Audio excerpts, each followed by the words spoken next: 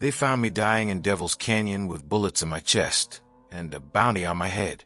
The Apache medicine woman saved my life. Now the same men who tried to kill me want her dead. Some debts can only be paid with blood, and mine runs deeper than vengeance. What's the saying? Oh, well, howdy, stranger. Old Jack at your service, though the only service I've got is flapping my gums and telling. You're here to hear a story. So lean in. The sun was a merciless eye staring down into Devil's Canyon when Jake Donovan felt his life slipping away like water through cupped hands. 3 bullets from Corbin's men had found their mark. 1 in his shoulder, 2 in his ribs, and his blood painted dark circles in the red dust beneath him. His horse lay dead 20 yards away. Poor beast caught in the crossfire meant for him. Jake had been running for 3 days straight since he'd witnessed what he shouldn't have seen. Marcus Corbin, the territorial governor's right-hand man, selling government rifles to Comancheros south of the border. But seeing corruption was one thing. Surviving to tell about it was another matter entirely. The canyon walls stretched high above him, their rust-colored stone carved by centuries of flash floods and desert winds. Somewhere up there, he could hear the distant voices of Corbin's men still searching. They wanted him dead, and they wouldn't stop until they found his corpse. That's when she appeared. At first, Jake thought his dying mind was playing tricks on him. A figure emerged from the shadows between 2 massive boulders, moving with the fluid grace of someone who belonged to this harsh landscape. She was Apache. He could tell from her clothes and the way she carried herself, completely at ease in terrain that would kill most white men. Her face was weathered by sun and wind, probably 40 years old, with silver threads in her black hair. But her eyes were sharp and alert, missing nothing as they assessed his wounds. She wore traditional Apache dress mixed with practical frontier clothing, a deerskin tunic over a cotton skirt, high moccasins that made no sound on the rocky ground. "You're far from any trail," she said in accented English, kneeling beside him with practiced efficiency. Her hands moved to examine his wounds with the confidence of someone who'd seen plenty of violence. Jake tried to speak, but only managed a cough that brought up blood. The woman, he'd learned later her name was Aiyana, meaning eternal flower, reached into a leather pouch at her waist and produced various herbs and supplies. "Lie still," she commanded, beginning to clean his wounds with water from a hidden spring nearby. "You lose much blood, but the bullets missed your heart." For the next hour, she worked over him with skills that seemed almost magical to his fevered mind. She packed his wounds with moss and herbs that stopped the bleeding, fed him bitter tea that cleared his head, and somehow managed to extract one of the bullets with tools that looked ancient but proved remarkably effective. "What?" Jake finally managed to whisper as she bandaged his shoulder with strips of cloth. Aiyana paused in her work, studying his face with those penetrating dark eyes. "You are enemy of Corbin?" Jake nodded weakly. "I know what he's doing. The guns." Her expression hardened. "Then we have same enemy. Corbin's guns killed my son, my husband, traded to Comancheros who raided our camp." She resumed her work with renewed intensity. "Enemy of my enemy is, how you say, ally." As the sun began to set, painting the canyon walls in shades of orange and purple, Aiyana helped Jake to his feet.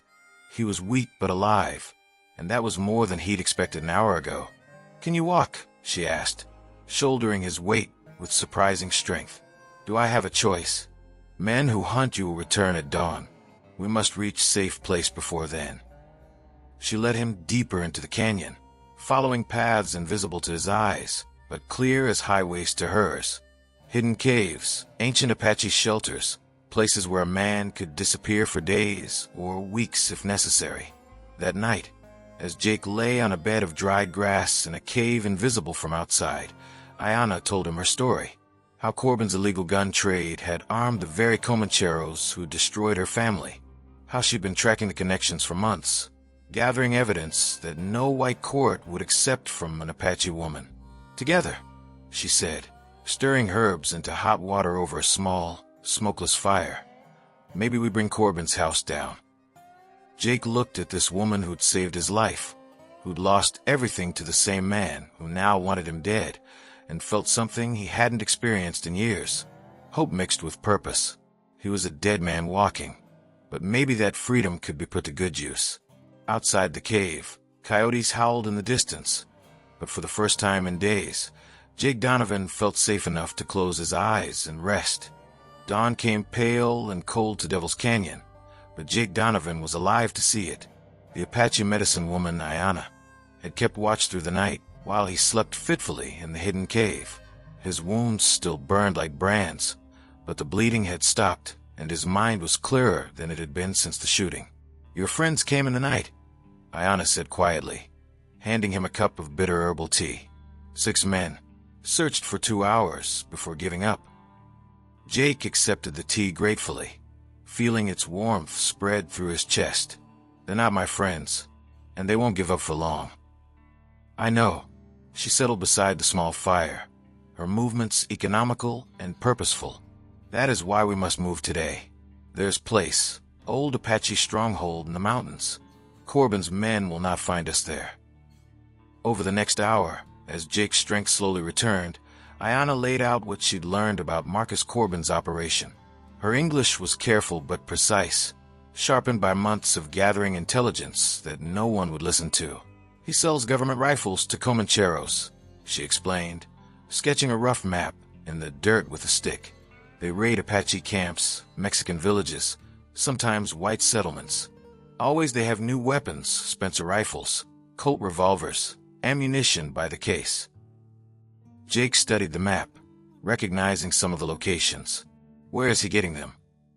"Fort Carson. He has friends there. Captain named Wilson who looks the other way. They take weapons meant for cavalry patrols, sell them south of border for gold and silver." It made sense. Jake had been investigating corruption in territorial government when he'd stumbled onto the gun-running operation, but he'd only seen the tip of it. Aiyana had mapped out the entire network. "You've been watching this for how long?" Her face darkened. 8 months, since the raid that killed my family." She pointed to a spot on her dirt map. "Comancheros hit our winter camp here.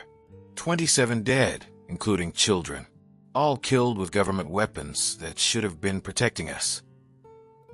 Jake felt a familiar anger building in his chest, the same righteous fury that had driven him to expose corrupt officials across 3 territories. But this was different, more personal. This woman had lost everything to the same system he'd been fighting from the outside. "What's your plan?" he asked. Aiyana smiled for the first time since he'd met her, and it transformed her weathered face completely. "You're an investigator, yes? You know how to gather proof that white courts will believe." "That's what I do. And I know Apache ways. How to move unseen, how to track, how to survive in places where white men die." She erased the map with her palm. "Together we can do what neither could alone." They spent the rest of the morning planning their approach. Aiyana would use her knowledge of the desert and her connections with other Apache to track weapons shipments and document the raids. Jake would work his contacts in territorial government and military circles to build a legal case that could bring down the entire operation. But first, they had to survive long enough to gather evidence. By midday, they were traveling deeper into the mountains, following ancient Apache trails that existed only in Aiyana's memory. She moved like a ghost through the landscape, reading signs in disturbed rocks and bent twigs that told her exactly who had passed this way and when. Jake struggled to keep up, his wounds slowing him down, but he was amazed by her knowledge of the country. Every water source, every shelter, every escape route. She knew them all. "How long have you been living out here alone?" he asked during a brief rest. "Since the raid. Cannot go back to reservation. Corbin's friends there would turn me over to his men. Cannot join other bands. They are watched too closely." She gazed out over the vast expanse of desert stretching to the horizon. Better to be alone and free than safe and caged. That evening, they reached the Apache stronghold she'd mentioned, a natural fortress high in the mountains, where sheer cliffs provided protection on 3 sides, and a narrow passage could be easily defended. Hidden caves provided shelter, and a spring supplied fresh water. "My grandfather's grandfather fought Mexican soldiers from here," Aiyana explained as she showed him around the ancient position. Later, my father held off cavalry for 3 days before escaping through back trail. Jake could see why. The position was virtually impregnable, with clear views of all approaches and multiple escape routes. It was also completely invisible from below. He would have ridden past 100 times without noticing it. That night, as they sat around another smokeless fire in the main cave, Aiyana produced items that made Jake's eyes widen. Documents in Spanish, letters with official seals, detailed records of weapons transactions. "You've been busy," he said, examining the papers by firelight. Comancheros are not careful with papers when they think no one can read Spanish. She smiled grimly. They do not expect Apache woman to be educated in 3 languages. Jake was beginning to understand that he'd severely underestimated this remarkable woman. She wasn't just a survivor or a tracker. She was a strategist, an intelligence gatherer, and possibly the most dangerous enemy Marcus Corbin had ever made. "What do you need from me?" he asked. "Help me turn this evidence into justice," she replied simply. "Help me make them pay for what they took from me." Looking at her across the flickering firelight, Jake realized his own quest for justice had just become something much larger and more personal. He was no longer just an investigator exposing corruption. He was a partner in a war for survival itself. The morning sun cast long shadows across the hidden Apache stronghold as Jake Donovan studied the damning evidence spread before him. 3 weeks of careful investigation with Aiyana had yielded more proof of Marcus Corbin's corruption than Jake had gathered in months of solo work. Letters detailing arms shipments, bills of sale for government weapons, even photographs Aiyana had somehow managed to take of weapon exchanges in remote desert locations. She possessed skills and resources that constantly surprised him. "This is enough to hang Corbin," Jake said, organizing the documents into neat piles. "The problem is getting it to someone who'll act on it." Aiyana knelt beside him, her dark eyes scanning the papers with the intensity of a hawk watching prey. "Governor Richardson is Corbin's friend, yes?" "More than friend. Corbin owns Richardson." Jake rubbed his still tender shoulder where one of Corbin's bullets had found its mark. "We need someone higher up the chain. Federal marshals, maybe the Army Inspector General." "What about Captain Wilson at Fort Carson? He is part of this. Could he be turned?" Jay considered the idea. Captain Samuel Wilson was the weak link in Corbin's operation, the man who looked the other way while government weapons disappeared from Army stores. But weakness could be exploited. "Wilson's got debts," Jake mused. "Gambling mostly. Corbin probably has something on him beyond just money." "Then we give him choice," Aiyana said simply. "Help us or hang with Corbin." It was a dangerous plan, but it might work. Wilson was scheduled to lead a supply patrol to the Mexican border in 2 days, a perfect cover for another weapons transfer to the Comancheros. If they could intercept him away from Fort Carson, away from Corbin's protection. "I know this patrol route," Aiyana continued, as if reading his thoughts. "There's place, narrow canyon where one person could stop entire column if necessary." Jake looked at her sharply. "You're not talking about an ambush." "I am talking about negotiation from position of strength." Her smile was sharp as a blade. Sometimes men listen better when they cannot run away. They spent the rest of the day planning their approach to Captain Wilson. It would require perfect timing and considerable risk. If Wilson refused to cooperate, their only evidence would be trapped in a hostile canyon with a platoon of cavalry between them and escape. But the alternative was worse. Corbin's men were still searching for Jake, and their net was tightening. Twice in the past week, Apache scouts had reported search parties getting uncomfortably close to their mountain refuge. That evening, as they prepared to move out to intercept Wilson's patrol, Aiyana surprised Jake with a personal revelation. "Before the raid," she said quietly, checking her rifle with practiced efficiency. "I was teacher at Indian school. Taught Apache children to read English, to understand white man's laws."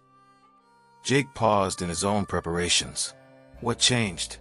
Learned that knowing white man's laws means nothing if you are Apache. Her voice carried years of bitter experience.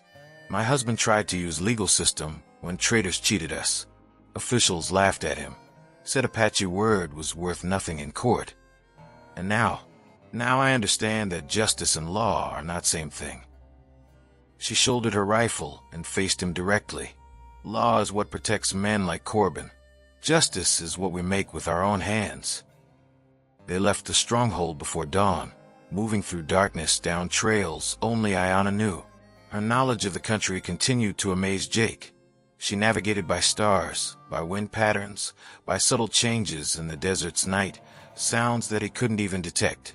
By sunrise, they were in position in Skeleton Canyon, a narrow defile between towering red cliffs where Wilson's patrol would have to pass. Aiyana had chosen their ambush site perfectly. High ground with clear fields of fire and multiple escape routes.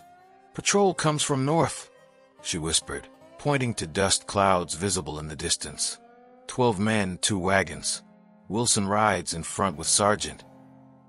Jake checked his Winchester one final time, though he hoped they wouldn't need weapons. This was supposed to be negotiation, not warfare. The cavalry patrol approached slowly, following the well-worn trail through the canyon. Captain Wilson rode at the front, a tall, nervous-looking man in his 30s, with prematurely gray hair and the soft look of someone who'd spent too much time behind a desk. When the column reached the narrowest point of the canyon, Aiyana stepped out from behind a boulder, rifle raised, but not aimed directly at anyone. "Captain Wilson," she called out in clear, carrying English. "We need to talk." The patrol halted immediately, weapons coming up as soldiers sought cover behind rocks and wagons. But Wilson raised his hand, preventing them from firing. "Who are you?" he demanded, though Jake could see recognition dawning in his eyes. Aiyana's reputation among both Army and Apache was well known. "I am Aiyana of the Chiricahua Apache," she replied formally. "And this is Mr. Jake Donovan, territorial investigator." Jake stepped out from his own position, hands visible but near his weapons. "Hello, Captain. We have some documents you might find interesting." Wilson's face went pale as understanding hit him. He knew exactly why they were here, and the guilty knowledge was written across his features like a confession. "I don't know what you think you know," he began, but his voice cracked on the words. "We know about the rifles," Jake said simply. "We know about Corbin's arrangement with the Comancheros. We know about the raid that killed Aiyana's family." The captain looked around desperately, as if seeking escape from the trap they'd laid for him. His men were watching closely, confusion evident on their faces as they tried to understand what was happening. "What do you want?" Wilson asked finally. Aiyana stepped closer, her rifle still ready, but not threatening. "We want you to choose," she said quietly. "Stand with us against Corbin, or hang with him when this all comes out." Wilson stared at her for a long moment, then at Jake, then at his own men, who were still waiting for orders. The silence stretched taut as a bowstring until finally, inevitably, it snapped. "Stand down," Wilson ordered his soldiers. "Lower your weapons." It was the first crack in Corbin's armor, but Jake knew it was far from over. Now the real danger would begin. Captain Wilson's cooperation came at a price that Jake Donovan should have seen coming. 3 days after their canyon meeting, when Wilson was supposed to deliver evidence directly to the federal marshal in Tucson, Jake and Aiyana instead found themselves surrounded by Marcus Corbin's private army in the pre-dawn darkness. "Should have known better than to trust cavalry officer," Aiyana whispered as they lay pressed against cold rocks on a mesa overlooking their compromised camp. Below them, 20 armed men were systematically searching every cave and crevice where they might be hiding. Jake cursed himself for the miscalculation. Wilson had seemed genuinely terrified when they confronted him, desperate enough to trade information for immunity. But desperation made men unpredictable, and apparently Wilson had decided that betraying them to Corbin was safer than facing a federal tribunal. "There," one of the searchers called out, pointing directly at their position. Movement on the ridge. Bullets immediately began chipping stone around them as Jake and Aiyana scrambled for better cover. The mesa offered some protection, but it was also a trap. Steep cliffs on 3 sides left only one narrow trail down, and Corbin's men were already moving to block it. "Can we reach the horses?"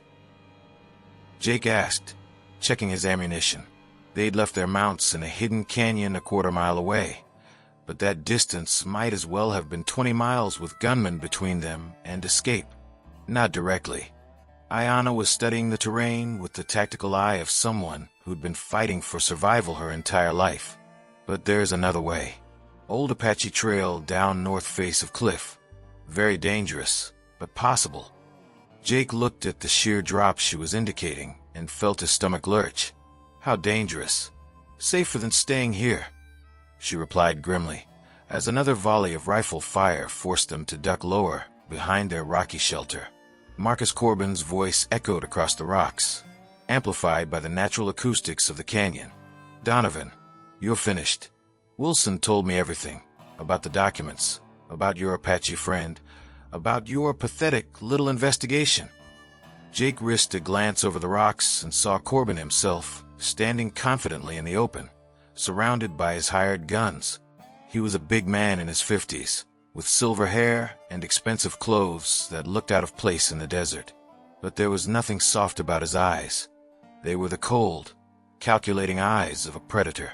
"Give up now," Corbin continued, "and I'll make it quick. Keep running, and I'll make sure your Apache friend watches you die slowly." Aiyana's hand tightened on her rifle. "He talks too much," she said quietly. "That's always been his weakness." Jake agreed. "But he's not wrong about our situation."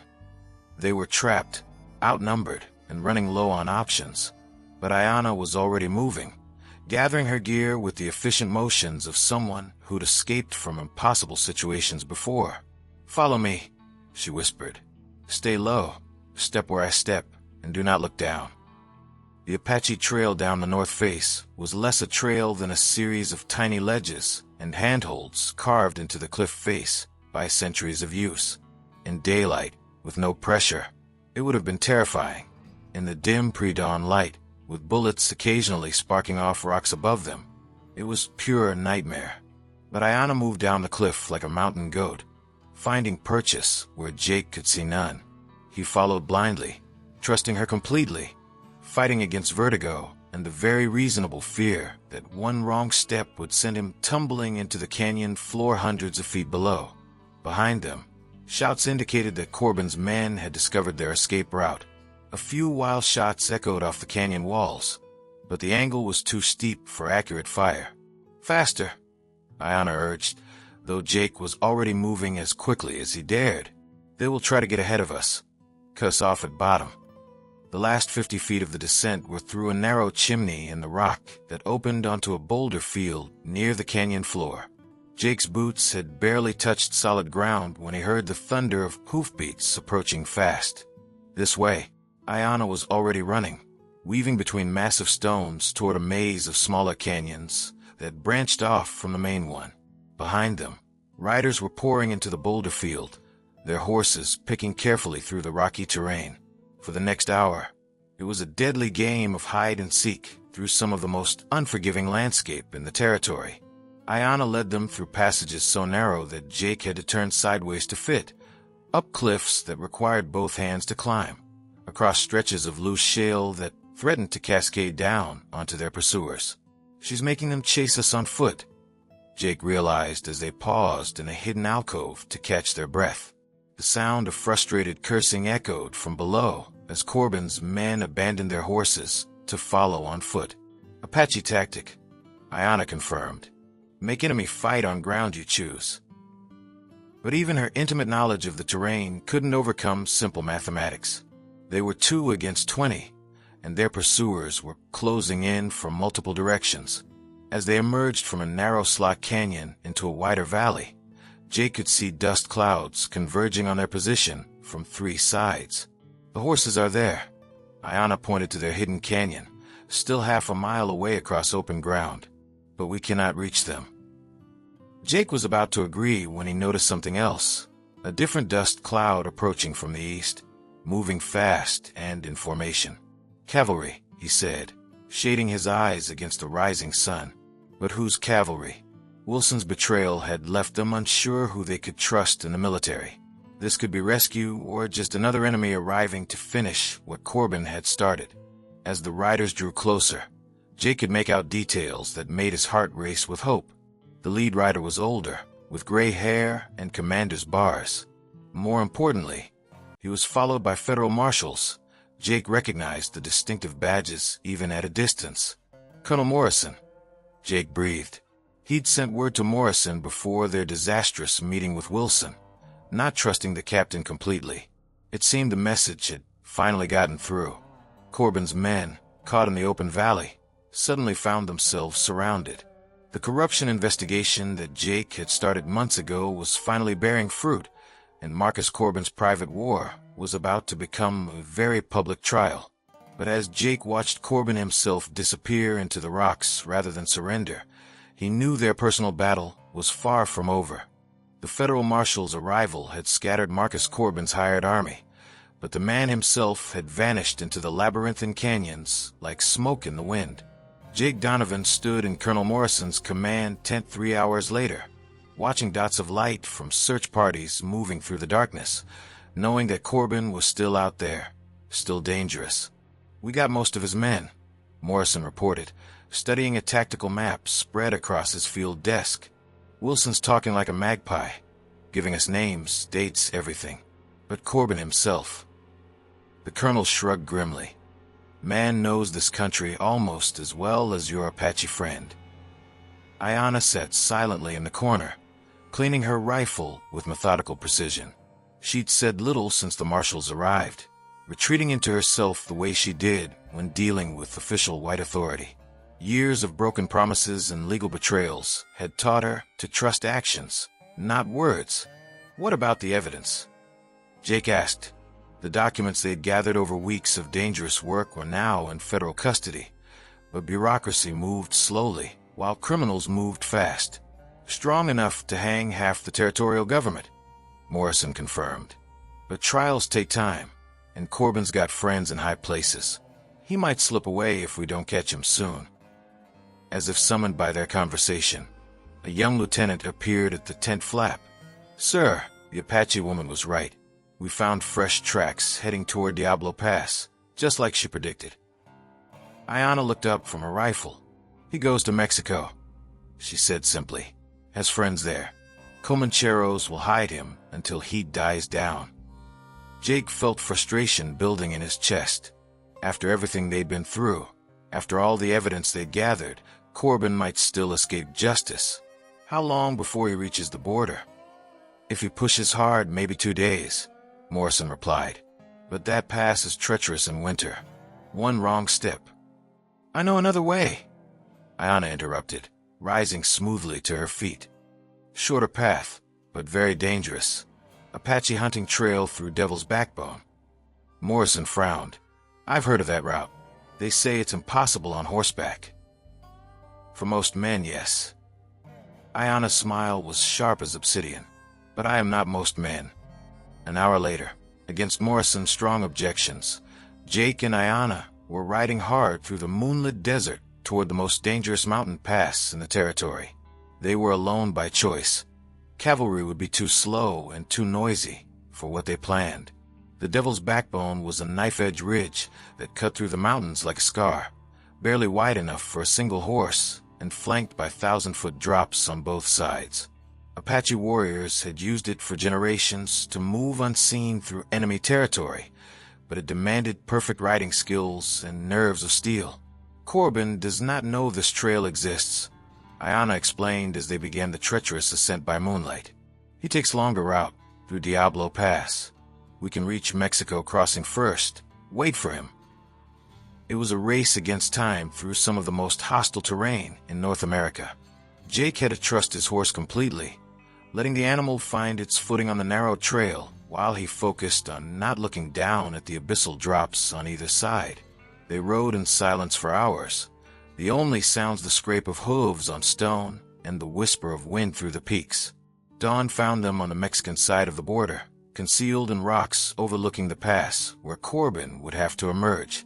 "He comes," Aiyana said softly, pointing to a dust cloud in the distance. "Alone. His men probably died in pass, too dangerous for greenhorns." Jake checked his Winchester, though he hoped it wouldn't come to gunplay. He wanted Corbin alive to face trial, to answer for all the lives his greed had destroyed. Marcus Corbin emerged from Diablo Pass 2 hours later, his horse lathered and stumbling with exhaustion. The man himself looked haggard, his expensive clothes torn and dirty, his silver hair wild from the mountain wind. But his eyes still held the cold calculation that had made him dangerous. He saw them waiting and pulled his horse to a halt, his hand moving instinctively toward his sidearm before stopping.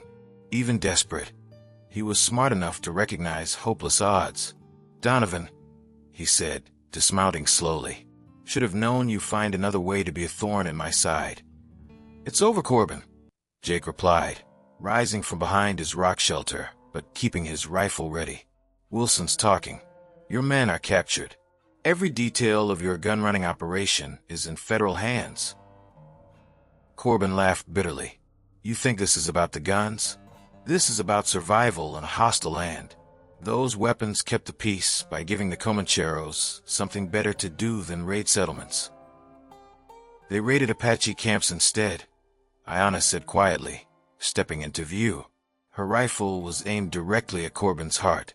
"Killed my family with your guns."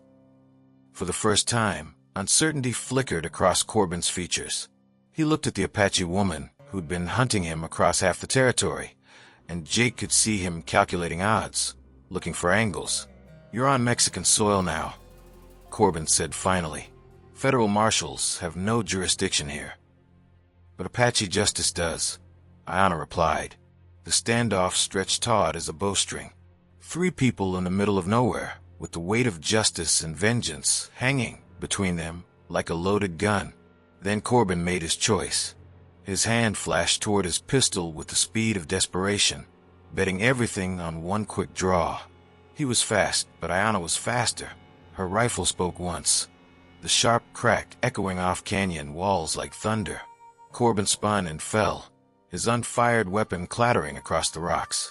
Jake reached him first, finding the man still alive, but fading fast. "Why?"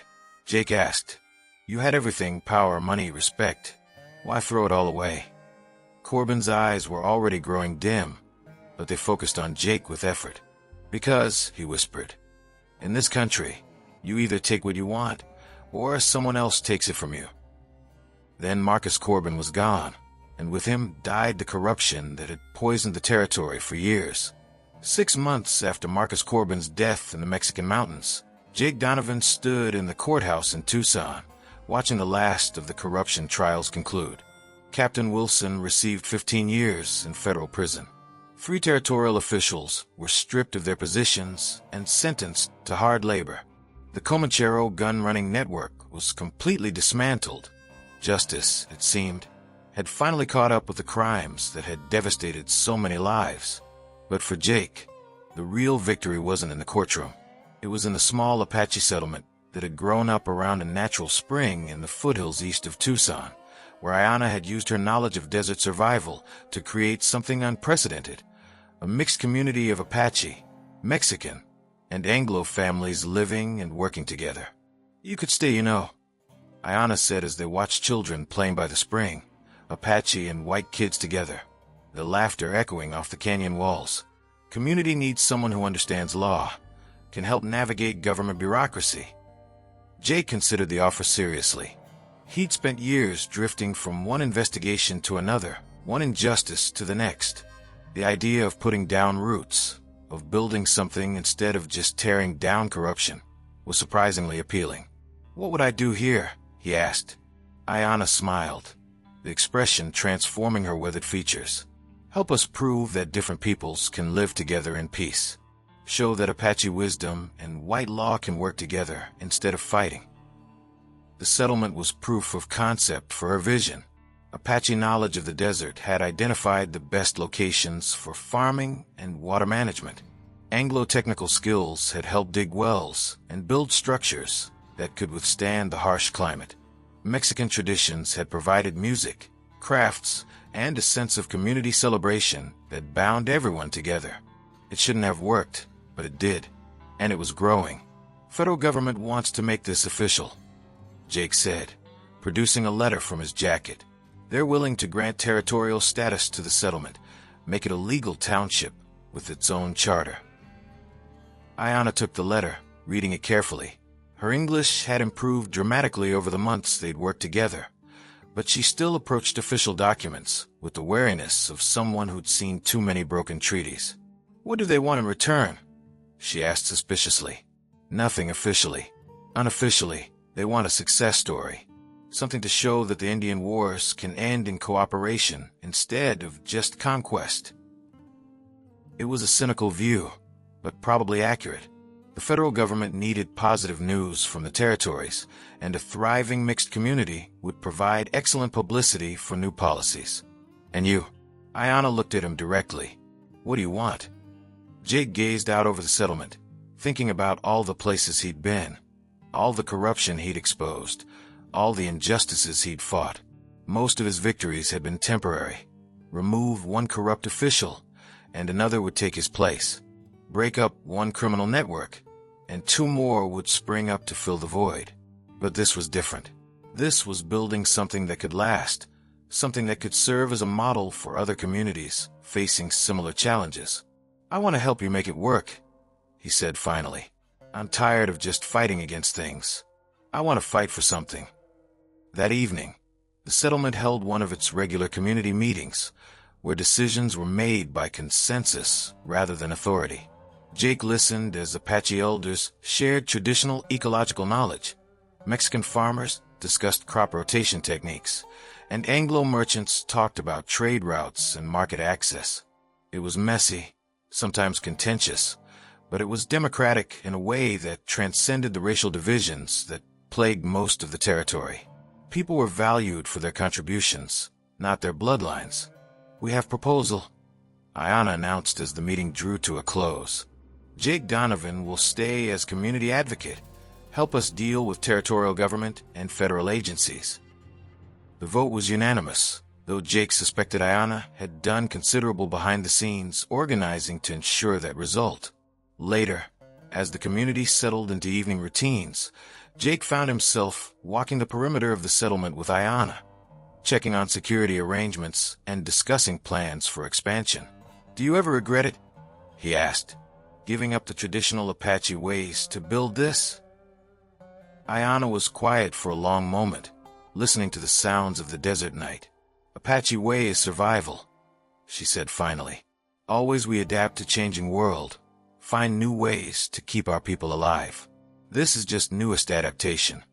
She pointed to a group of teenage boys practicing with both traditional Apache bows and modern firearms, learning skills from both cultures.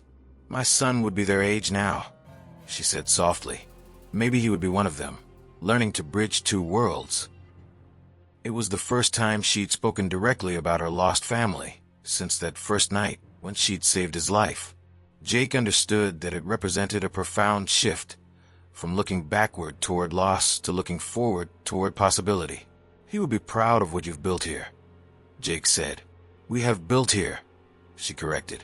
This was not possible alone. As they completed their circuit of the settlement, Jake realized that for the first time in his adult life, he felt like he belonged somewhere, not just as a visitor or investigator passing through, but as a permanent part of something larger than himself. The stars burned bright in the clear desert sky, the same stars that had witnessed the corruption and violence that had brought them together. But now they looked down on something new, a small community that proved different peoples could choose cooperation over conflict. It wasn't perfect, and it wouldn't solve all the territory's problems, but it was a beginning, and sometimes that was enough. Looking at Aiyana beside him, this remarkable woman who had saved his life and then helped him find a purpose worth living for, Jake knew he had made the right choice. Some partnerships, he reflected, were worth more than all the gold in the territory. "See you around, my friend. I've got another story for you."